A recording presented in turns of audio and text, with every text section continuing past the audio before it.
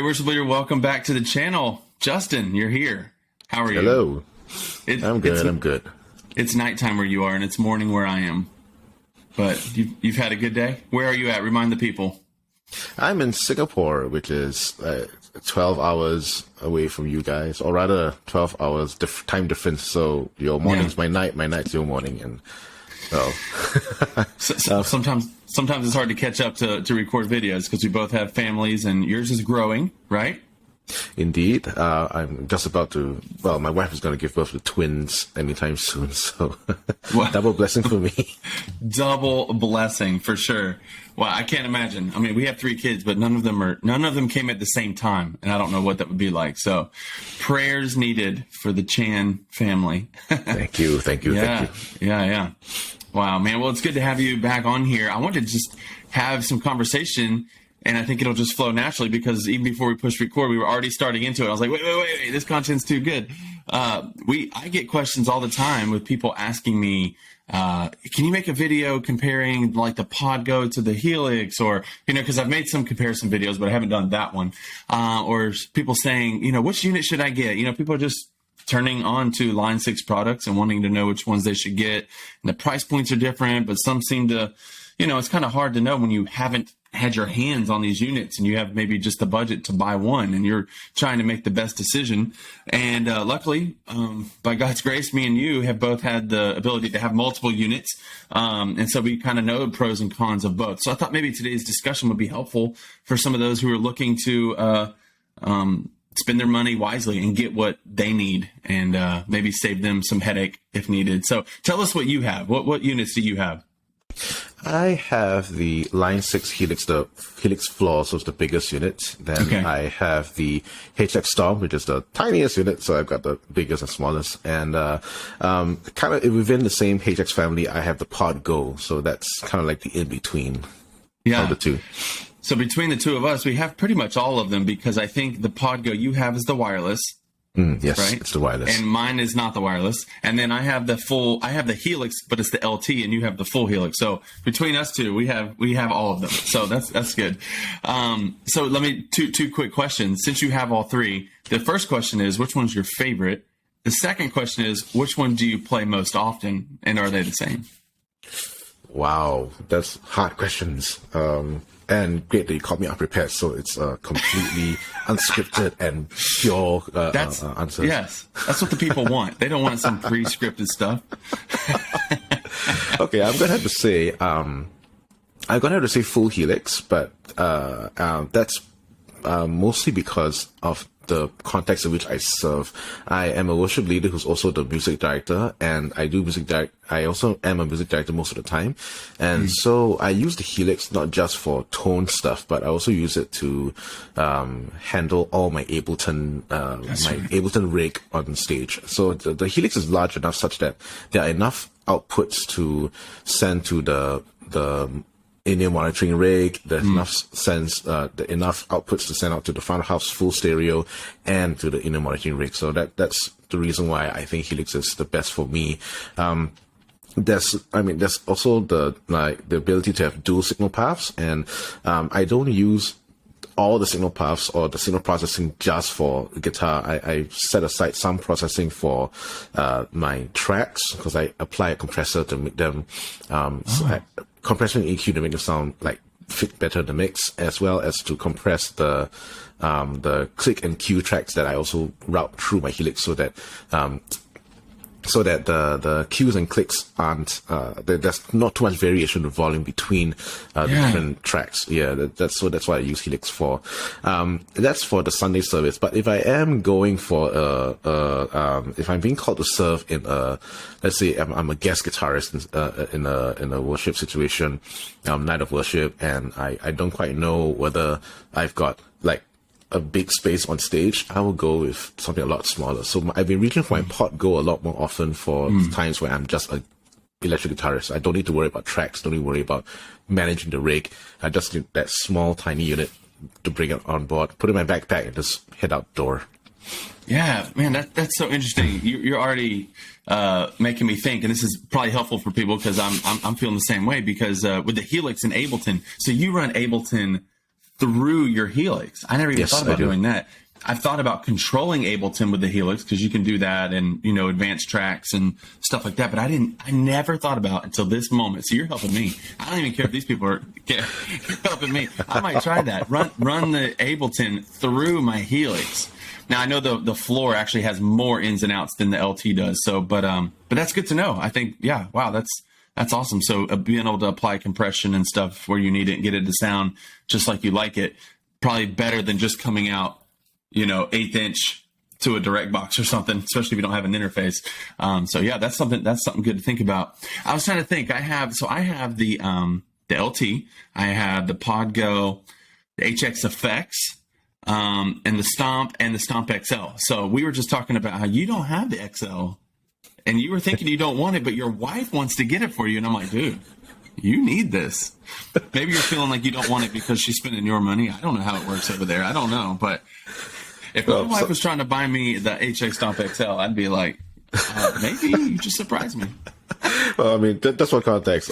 My wife always finds it a bit difficult to buy presents for me, especially for like birthdays and stuff. So her cheat code, as it were, was to always get me new guitar gear. And with the Line 6 stuff, she thought she struck gold because every year, or at least with every year that she looked onto the catalog or like website, there's always something like, hey, I don't think I've seen you play this before, like why don't I get this for you? So one year, I think it was this year, was it last year, that she said, hey, I haven't seen this long one, the Stomp XL. I'm like, oh wait, dear, I don't need it because I already have the little brother of the Stomp XL. And she didn't get me the Stomp XL, she got me the Podgo instead. So that was that was that's a nice segue into how I got the Podgo.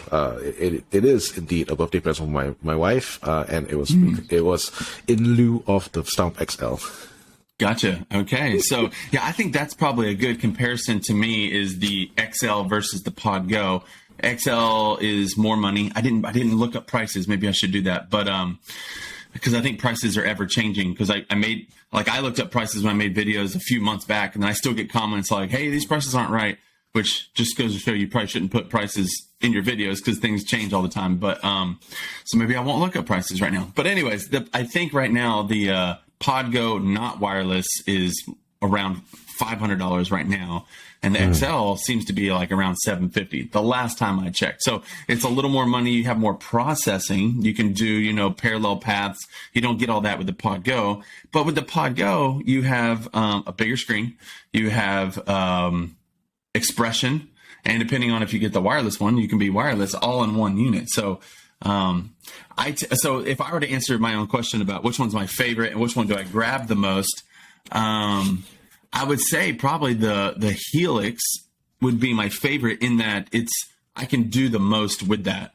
Meaning like with 8 snapshots, 10, I think for you, right? You get 10 snapshots or is it still 8? 8 snapshots, but 10 foot switches. 10 foot, that's right. Man, with 8 snapshots, I rarely would have to go into like pedal board mode. I could just set up 8 different sounds and have way more than I needed for a set, usually because I'm singing as well. But I grab that one the least because it is so big, and I have the small one.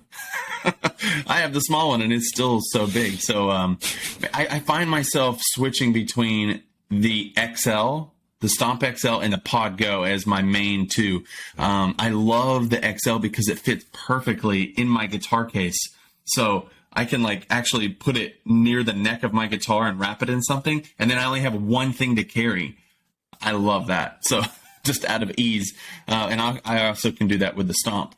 And then the Podgo, I usually just throw that in my Helix case. It's just so light and it sounds just as good. Like, I mean, I know you can't do the parallel path stuff, but sound wise, I mean, I'm never needing that anyways. I mean, since it's not there, I don't use it, and it sounds just as fine. So, man, yeah. But I think when people ask me, "Hey, I'm getting into guitar," or a worship leader says, "Hey, we have a youth guitarist or a guy who wants to play electric guitar but doesn't have any gear right now, or he has an amp and he's wanting to go direct. Which one would you suggest?" I used to suggest getting in with the HX Stomp, the regular. Especially if they have other pedals and they're coming from the pedal world, which that may be something to hold on to. But more and more, I'm just suggesting the Podgo because it's just so easy. It's so light. And even though it's, you know, a little more plasticky, it sounds that's what makes it more light. It sounds so good, and I haven't broken it. I don't know about you, but I don't feel like I'm going to break it or anything. What do you suggest when people ask?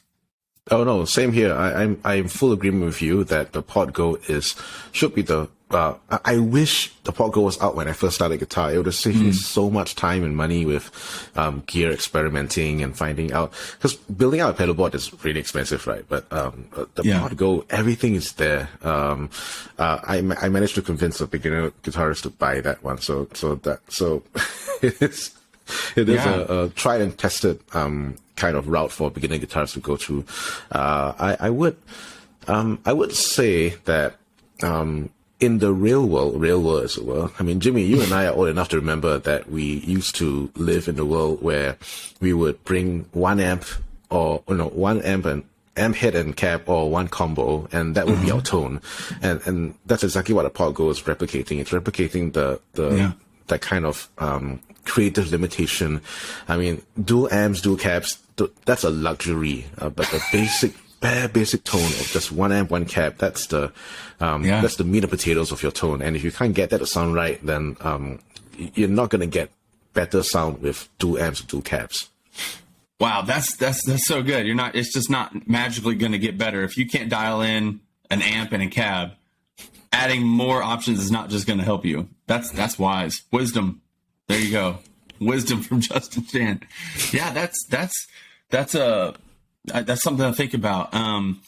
The other thing I was going to say, I said, hey, we'll come back to it, is that if someone is looking to get into a direct solution, but they have a pedal board and they love their pedals, that's one question. They're like, I want to go Pod Go, but I also don't want to get up these pedals. You can still go with the Pod Go because it has an effects loop in it. So that's no problem. But that's when I start suggesting maybe the Stomp or the Stomp XL, usually just the Stomp, because if you're going to use it with other pedals, just the feel of it, the look of it. I mean, that's what I went with on my board over there. I couldn't show you on my camera, but it looks like another pedal. So I feel like it doesn't feel like a modeler to me. It looks like a large pedal, almost like a Strymon-sized pedal, and I don't feel like it's a modeler. But I can still run dual amps and cabs and IRs if I want to. So that's why I go with a Stomp. Now, this past weekend, actually this coming weekend, I did rehearsal.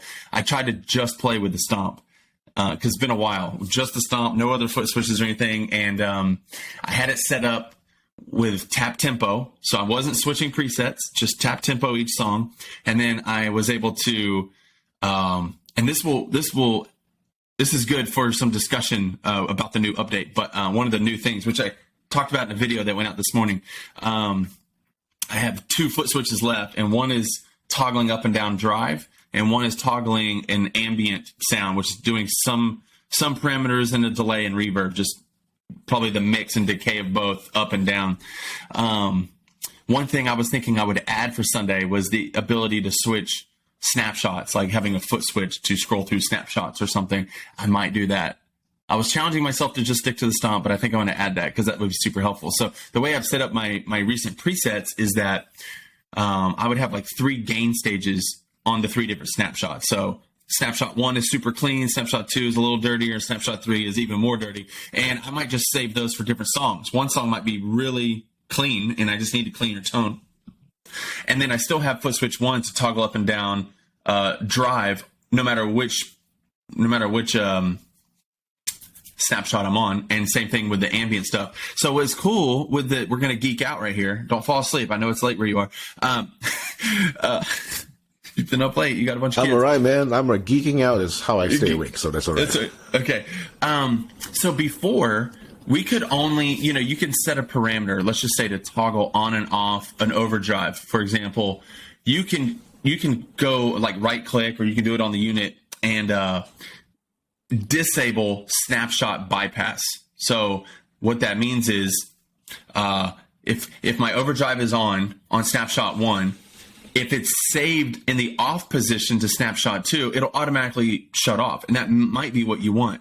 I've realized more lately that I kind of want the flexibility of like a real pedal board, where like if I click on that overdrive, I want it to stay on. I want it to remain the way I had it, no matter what snapshot I'm on. So like in my case, I want that song to have a little dirtier of an amp. And that's how I've programmed my snapshots, but I still want my overdrive to be free of snapshots. So you can go and right click and click that on or off. So you're disabling snapshot bypass. Well, that's great. We've been able to do that. But now with this update, you couldn't previously do that with parameter adjustments. So I just mentioned my foot switch 2 was not turning on and off a delay and reverb. It was just moving parameters up and down before. But now with this 3.5 update, you can now disable snapshot parameter changes where you couldn't before. And I always was like, man, I wish I could do that, because that was a workflow that I really wanted, and they solved the problem. So now I can have my big reverb and delay on, go to snapshot 2, and it stays on, where before I would have to save it on.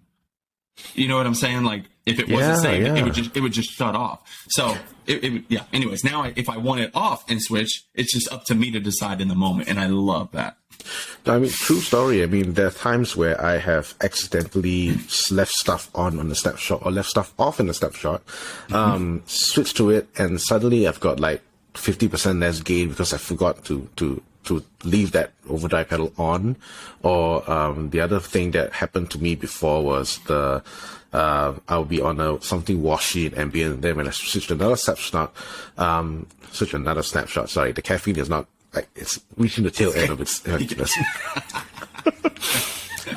When I switch to something less washy, the sound just cuts out, and that's that some abrupt change in this is so cool that you can do it. Like you can make all these like you can stop the Helix from making those changes right now. That's so cool. I have not I haven't deep dived as much as you have so far, so this is news to me. I mean, all the big changes were great. If you don't know, go read. We have ability to mic cabs in real time. You can move things around. Those are some of the big changes. But when I read that little snapshot parameter control change, I was like, oh, that's the thing I've been wanting. And I didn't even know what it would be called, but they knew. And so that was good. I'm so thankful for that one, because that really helps my workflow. And we'll change the way I make presets, because now I was always struggling to decide what I wanted snapshots to do versus what I want pedal board mode to do, or stomp mode. And so now it's helpful for me, especially on the stomp, where I only have like 3 or 4. If I have the XL, only 3 or 4 snapshots. I used to set up snapshots like drive or clean, drive, and then ambient. But now if I can control the ambience with a foot switch and just scroll through snapshots and have different amp gains, then I can song 3 is a big amp. I need a big dirty amp on song 3, so I can just go to snapshot and still have pedal board mode. So it's like I'm having the same amp, but I can have it someone back there dialing it in per song. So I love that. Yeah. So, all right. So the next thing, now you don't have this, but you can speak into it because you have the full Helix. One time a year, I get to play with a real amp. One time a year is I play at a place where going direct is not needed. I can actually bring my amp. It's a youth event. And so that's why I still have my amps for that one time a year. Because when I can play with amps, I'm like, man, I want to. So the last time I did this, I played with the HX effects. And so that's the next thing I wanted to say. If somebody's coming to line 6 stuff, not desiring, like maybe they want modeling for practicing, but they still want their amp live. A lot of people are still getting the Stomp for that. And I would say if size is the issue, we get the Stomp. But the HX effects has way more benefits than like the Stomp does if you're going to run through an amp anyways. And one of those benefits for me was the scribble strips. So you're used to that with the full Helix, being able to like read those. That's the thing I miss having the LT, is not having those little scribble strips. You don't think you miss it, but the big screen is nice, but being able to see. And so for that event, I actually brought 2 smaller amps. I had like my Blues Junior, and then I borrowed a friend's PV Classic 30 that I made. Amps. Beautiful amps. I mean, it really was. I tone matched them, and those are 2 are my favorite ones that I tone matched. The Blues Junior is my favorite. Man, that IR I made with that is just, I love it. Anyways, off topic. Hey, if you want to buy those, click the link in the description. You can go check them out yourself. But man, I was able to run stereo amps, stereo effects through the HX effects, and it was beautiful. And I was able to create set list and go up and down and snapshots and all that same stuff with the HX effects. So if you're, that's the other thing to consider. If you're running amps, I would consider that. Those scribble strips are very valuable to me. Do you use them often? Do you customize them, or how do you use yours? I do. Scribble strips for me is, and this is in conjunction with the ability to change the LED colors on the switches. So for me, I'm quite old school, so my color schemes correlate to the pedal in real life. Yeah. So for me, it's a bit weird for me to see, like, I'm sure those of you who have Line 6 stuff know this, like, if you choose the TS808 Screamer, it says Screamer and it's orange. So for me, I can't live with that. I have to change it to TS808 and change it to green. The green, yep. That's then my mind computes, yes, that is the TS808. And, similar thing with, I think with the Timmy, I would change it to blue or violet sometimes, because like that little, the Timmy pedal is this blue violet casing thing. But also, with scribble strips, it is also, I would also use it because I got more foot switches, right? I do set aside some foot switches for non-tonal use and more like utility stuff. Some of it is like a single coil humbucker switch. So there's the SV/HB bracket on kind of things.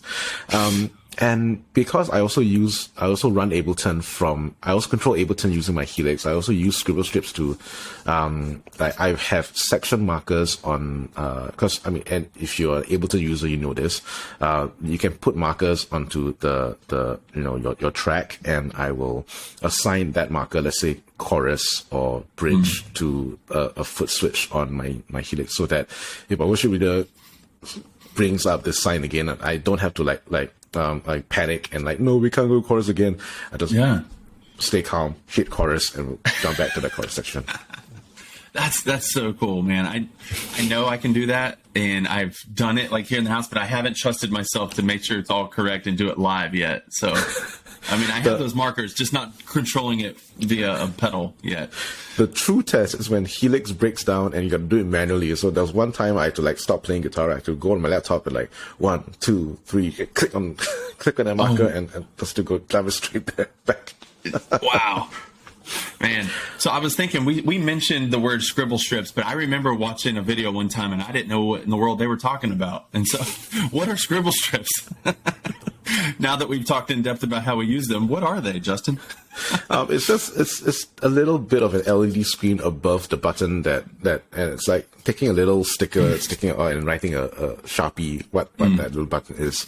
It's just the digital version of that. So you can really rename it anything you want on a switch. And if you buy a Helix, there's the snapshot mode. The scribble strips will say the snapshot number as well as any custom name that you give the snapshot.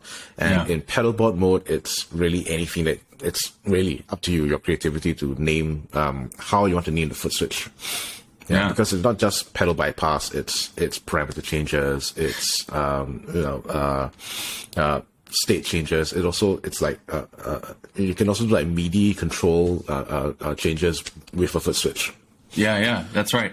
My friend Graham, he has like he wrote Holy Spirit on one of his scribble strips because it's like the big pad ambient sound. He's like, oh, Holy Spirit button.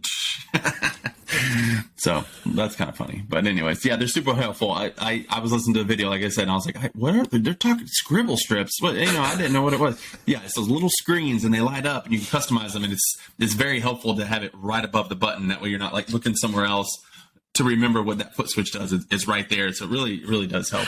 Oh, like the LT, you gotta look at the screen, then you gotta sort of like spatially like think, all right, that button is like that little like That's right. And you wouldn't think it's that big a deal, and you kind of get used to it. But since I don't have the floor, when I used the HX effects, I was like, wow, those scribble, like that came in handy really, really well. Now it doesn't have a full screen, but I can imagine the full Helix having a full screen plus the scribble strips, like that's being treated very nicely. That's like luxurious right there. But it's actually got me thinking. I think the experience of not having scribble strips is the same on the Pod Go, but the Pod Go is smaller, so geometrically it's smaller. So the experience of like losing sight of where you're aiming for with the foot switch and the screen isn't as big a disparity as on the LT, because I can imagine the LT is a lot, like the distance between the foot switch and the LED, corresponding LED screen lining up is a lot bigger and different. Yeah. Yeah. Than the Pod Go. Yeah. So yes, the utility things are just as important or even more important than the tonal things about all these like devices. Yeah. Yeah, no, for real. Like being able to control Ableton and the MIDI stuff that you can do. Like, I love being able to send out instant commands via Command Center to like my MIDI pedals. Cause it's so easy. It's like a MIDI controller in and of itself. So, I use the Jet, MCX and the Micro sometimes to control my Stomp. But sometimes it's easier to allow my Stomp then to control the other pedals rather than go into another editor, because I usually have HX Edit already open. So like I could just send MIDI cues to my other devices from HX Edit, from the Stomp or Helix itself. So it's so versatile. I mean, the stuff they give us, it's compared to what we used to be able to do. I mean, it's just crazy. It's crazy and it's good. I love it all. Which I think that's one thing that the Pod Go doesn't have. Pod Go doesn't have Command Center yet, so the MIDI capability of the Pod Go is a lot less. It's severely limited. I mean, arguably so, because the Pod Go is marketed towards people who just get it and play. There's, they're not thinking about the music directors who are like want to control like 5 different things at the same time. Right. Yeah, and it can do MIDI right over USB. I've never messed with it, but I think it says that in the manual. Right, or in the it can. You can control snapshots. You can send MIDI triggers. It can receive MIDI triggers to change snapshots and parameter changes from external sources. So you could theoretically run Ableton and send like a MIDI signal from Ableton to trigger snapshots on the Pod Go. Gotcha. Okay. Yeah, that's awesome. Man, somebody was asking me the other day. They're like, you should do a video with like the Pod Go in the effects loop of the Stomp or in the effects loop of the Helix. And it reminds me, I did a live stream a long time ago now. I saw that. But I think I just ran them all in series.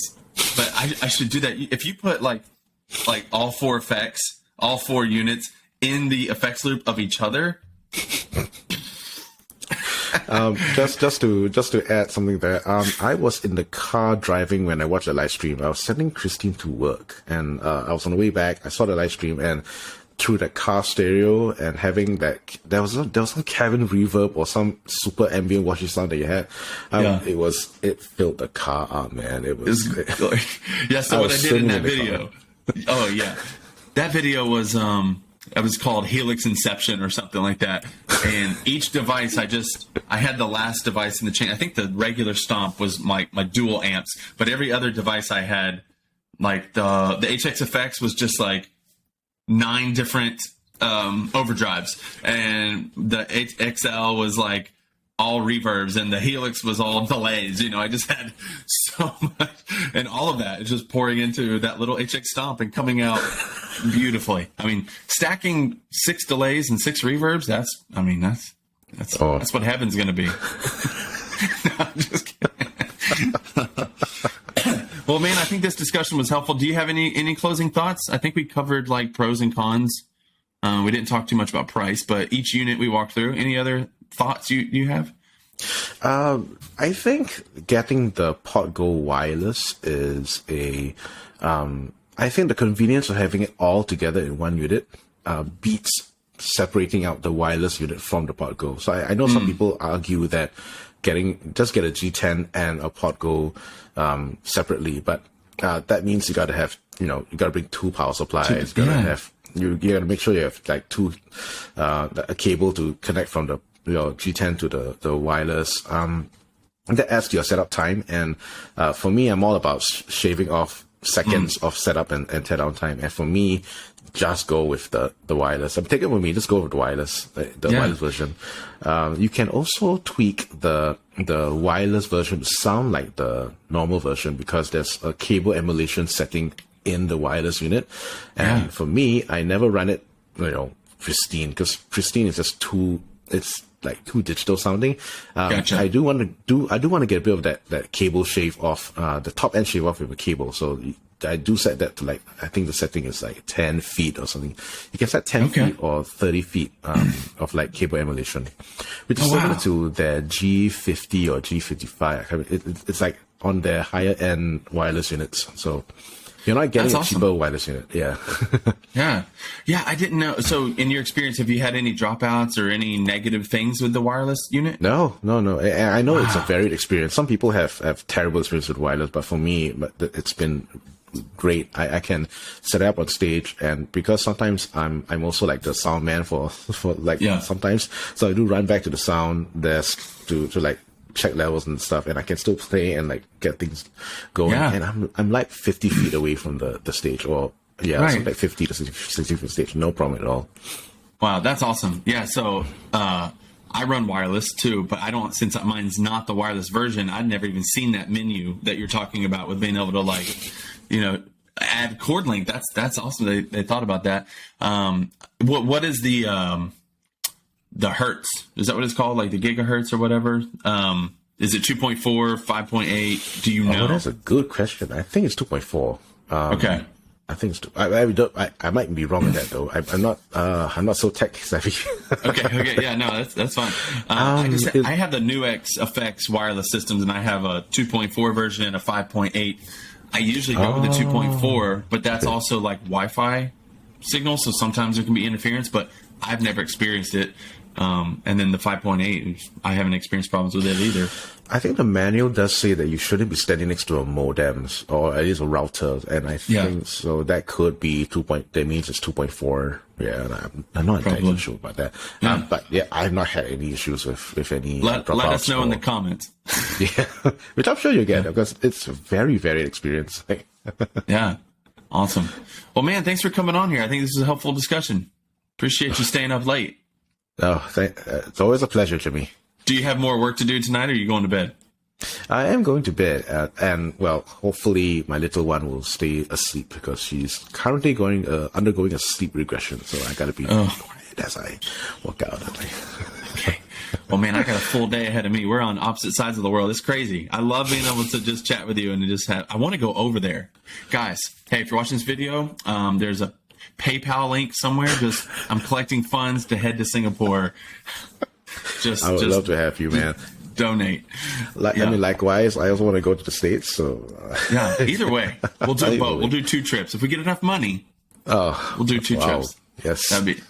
Please. If there's enough money, we can just take our whole families and just have like a big family thing. Praise the Lord. Praise the Lord. That would be awesome.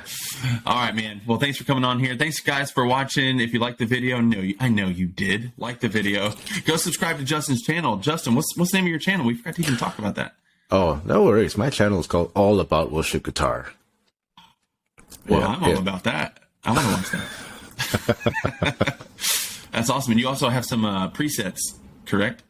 I do. It's on my Buy Me a Coffee page, and it's all linked in my channel as well. So you just hit there, and it's all there. I've got patches for most of the Line 6 stuff, except for the Helix effects, which I don't have. But I also do have a Strymon pack, which I'm trying to update because it's I don't really use. I'm trying to use the Strymon stuff more because there's just so much vibe in those pedals that the Helix stuff doesn't have, and when you marry them together, it's beautiful. Right. Yep. Am I still there? I was listening to you, but I had a warning come up saying we couldn't access your video. Oh, I don't know. Okay. Anyways, okay. Guess it's time to go. All right, guys. We'll see y'all in the next video. Bye. Okay.